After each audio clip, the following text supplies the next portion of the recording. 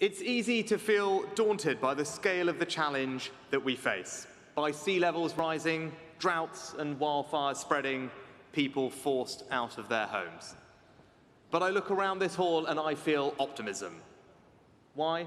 Because this is the first COP to bring together so many of the world's finance ministers, businesses and investors with such a clear common purpose: to deliver the promise made in Paris 6 years ago, to direct the world's wealth to protect our planet. The good news is that the will is there. At least 80% of the global economy has committed to net zero or carbon neutrality targets. Our challenge now is to deploy the investment we need to deliver those targets around the world. To do so, we are accelerating 3 actions today. First, we need increased public investment. And I want to speak directly to the developing countries of the world.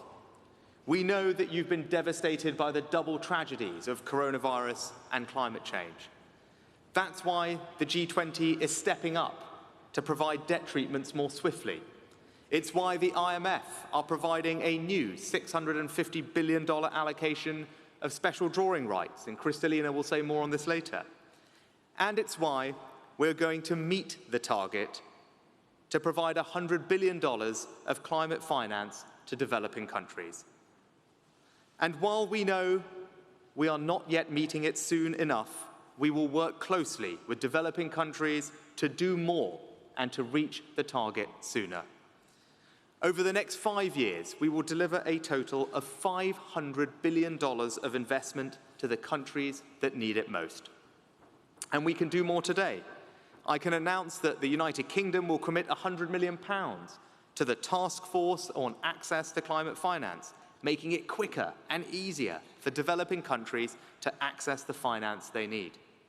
And we're supporting a new capital markets mechanism, which will issue billions of new green bonds here in the UK to fund renewable energy in developing countries.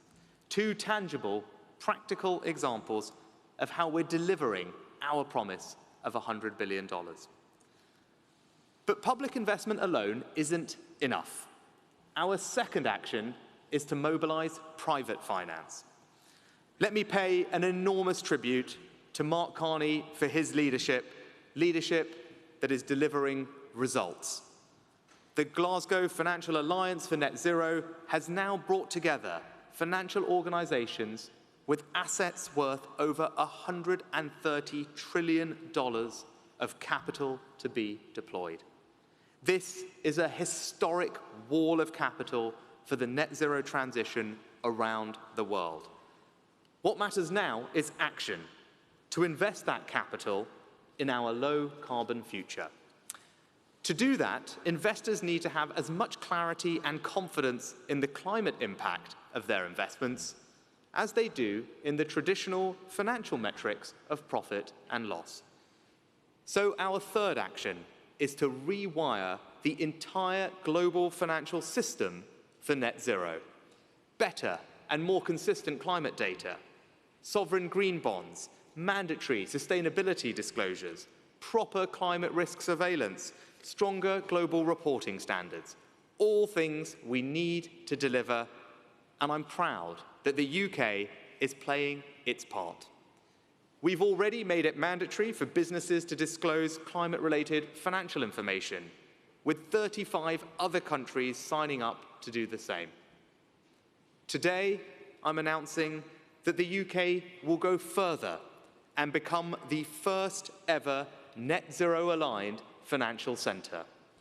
This means we are going to move towards making it mandatory for firms to publish a clear, deliverable plan setting out how they will decarbonise and transition to net zero, with an independent task force to define what's required.